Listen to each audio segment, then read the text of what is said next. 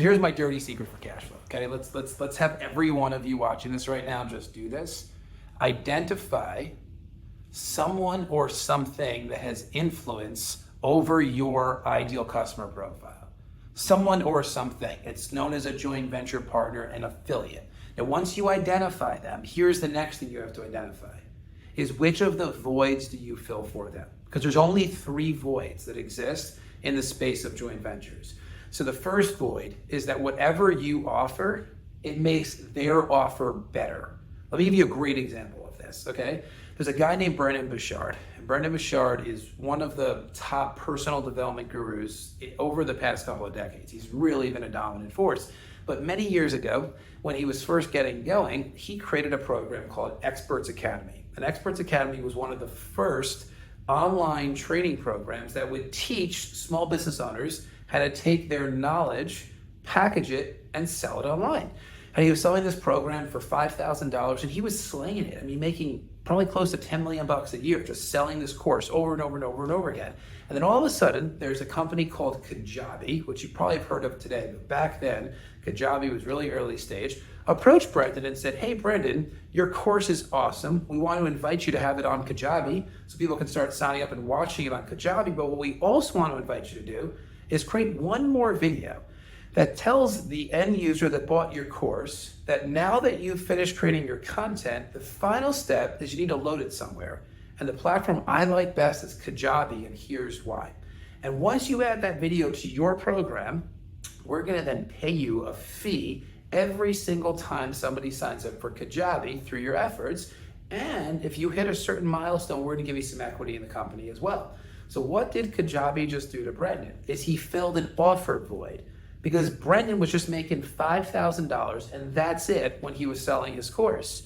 But as a result of now integrating a different solution into his offer, someone else's offer into his offer, made his whole offer better. Because now when the chiropractor or the naturopathic professional or the acupuncturist or the personal trainer was creating their content, they had to load it somewhere, and then Brendon said load it to Kajabi. As a result, he got a 40% commission on every one of those sales, plus his customer was happy because they knew exactly where to load it, and then he hit the milestone, he got equity, and Kajabi was valued at $5 billion. And that was a pretty darn big win for Brendon. But what happened was Kajabi identified a person that has influence over their ideal customer profile, and then they identified the void of offer, and they plugged their offer into Brendon's offer. Now they got a salesperson out there galvanizing energy around their platform.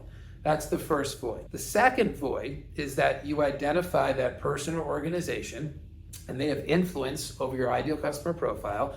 And the only way that they remain cool and relevant in front of this community is if they're the first to share new and exciting offers that are gonna help that community.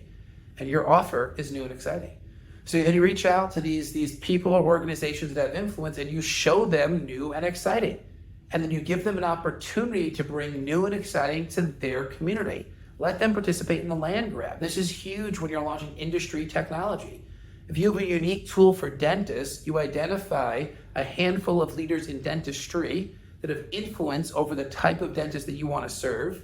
You invite them to do a demo so they can see what your solution is. And then you help them recognize that they're going to be one of the first, if not even the first, to bring this new and exciting solution to their community, which keeps them in the state of cool and relevant, which is critical. Because guess what? Their community is not just their community. The people in their community are in other communities as well. So they have to always find ways to grab people's attention and hold their attention. And that's the void that you can fill. It's the void called new and exciting. And people want to always remain cool and relevant, and they have to be the one to share new and exciting to do that. The third void is that you identify a person or an organization that's seeking. They're looking for some sense of purpose. Usually this happens within an industry when somebody has an exit. Maybe it's someone that's in the chiropractic profession and they sell their management consulting firm where they've been coaching chiropractors for the past 40 years, but they don't want to hang up the cleats yet. They want to do something meaningful in the profession. You have an interesting SaaS platform for chiropractors. This is a huge opportunity for you because this person has 40 years of relationship capital and knowledge and awareness and stage time and success that you don't have yet. But know what they don't have? You. They don't have an offer. So as a byproduct, you structure a joint venture with them, and then they start taking your offer to the market. So that's my quick, what was it, nasty, dirty little cash flow technique that allows you as an early stage entrepreneur with a SaaS idea to get to market, because you can leverage the relationship capital, the community, and the influence of someone or something. But please realize, this is critical as you go into those conversations. You're gonna do it with or without them. They can't do it without you. So don't think that they have leverage over you just because they have a following of people that you want to eventually sell into. You'll find a way to get those people, but guess what? They're not gonna find a way to have what you have. Doesn't mean you take advantage of the leverage, but it does mean you don't get taken advantage of by someone who doesn't really have leverage, and that's your path to cash flow.